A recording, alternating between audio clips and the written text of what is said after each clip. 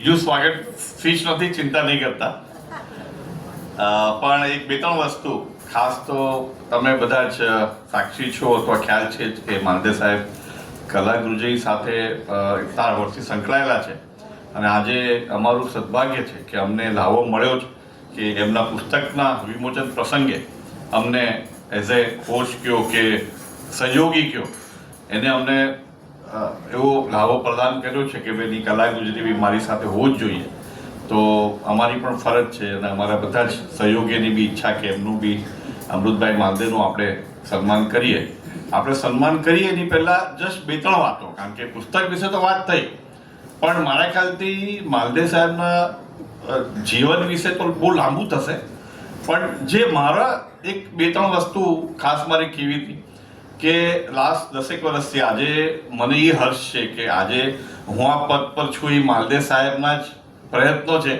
અને એક ફાધરલી ફિગર તરીકે જ્યારે કલા ગુરુજીમાં સ્ટાર્ટિંગમાં હું આવ્યો અને ઘણી બધી મને પ્રોત્સાહન આપ્યું એને, તો મારા ખાલી 3 વસ્તુ મારા ખાલી બધાએ શીખવી જોઈએ મારા ખાલી માલદેવ સાહેબ, એવું લાગે છે મને કે એક તો જે સંસ્થાના પ્રમુખ સ્થાને બેઠા હોય કે રહ્યા હશે અથવા તો અહીંયા રેડ્ડી સાહેબ બી છે અને પૂર્વ પ્રેસિડેન્ટ પણ છે, એટલે એ રીતે કહું છું કે એક એમને પરિવર્તનને ક્યારે સ્ટોપ નથી કર્યું.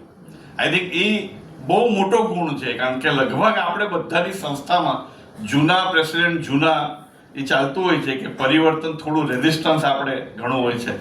તો માલદેવ સાહેબમાં એક જોયું કે કોઈ દિવસ પરિવર્તનને સ્ટોપ નથી કર્યું, ઓલવેઝ પ્રોત્સાહન આપ્યું કે કોઈ બી નવી વસ્તુ તમે લાવો. અને બીજું જે ખાસ માલદેવ સાહેબમાં છે કે આટલી બધી વસ્તુ કરવા છતાં ઘણી વસ્તુ તો મને બી ખબર પડી આજે કે આટલું બધું કર્યું છે એમને, કારણ ક્યારે બહુ સરસ કીધું ઢંઢેરો નથી પીટ્યો ક્યારે, એટલી બધી વસ્તુ કરી છે. પ્રવાસ તો એક છે પણ એટલી બધી વસ્તુ શાંતિથી માલદેવ સાહેબે કરી છે અને જે કરવું છે એ શાંતિથી કર્યું છે. એટલે એ પણ મારા ખ્યાલથી એક શીખવા જેવા ગુણ છે કે એની પરથી આપણે ઇન્સ્પિરેશન લઈએ કે આપણે કેવી રીતે ઘડતર આપણું કરવું જોઈએ. બાકી તો ઘણું માલદેવ સાહેબ સાથે કહેવાયું છે તો વધારે ના કહેતા. એક એવું કે એક વ્યક્તિત્વ કે એની પરથી ઘણું બધું શીખી શકાય. અને ત્રીજું અને ખાસ મહત્વનું કે ગમે એટલા આજે એટલા એ સફળ બિઝનેસમેન છે કે આટલા વર્ષો થયા અને આટલી બધી ઉપલબ્ધિ મળી છે, પણ રિસ્પેક્ટ કેવી રીતે આપવું ચેરને એ બહુ મોટું શીખવાનું છે. આજે કોઈ બી વસ્તુમાં જે ચેર પર જે પ્રમુખ છે એને કોઈ બી વસ્તુ પૂછવી અને કેવું ને એનું સન્માન જાળવવું એ મારા ખ્યાલથી માલદેવ સાહેબ પછી શીખવા જેવું છે, બધાએ શીખવા જેવું છે. ક્યારે એવું નથી બન્યું કે ભાઈ કઈ એને તો અમારા મેન્ટર છે, અમે કઈ બી કરે તો અમે કોઈ એટલું કદ જ નથી અમારું કે અમે ના પાડીએ કે કંઈ કરીએ, પણ છતાં બી દરેક વસ્તુમાં ફોન પહેલા આવે કે એમાં આવું આપણે કરીએ એવું મને ઈચ્છા છે. તો આ એક વસ્તુ બહુ શીખવા જેવી છે. તો માલદેવ સાહેબ ઘણું અમે શીખ્યા તમારી પાસેથી, તો આજે એનો ઋણ સ્વીકાર કરો અને અમે બધા કૃતજ્ઞ છે તમારું સન્માન કરવા માટે.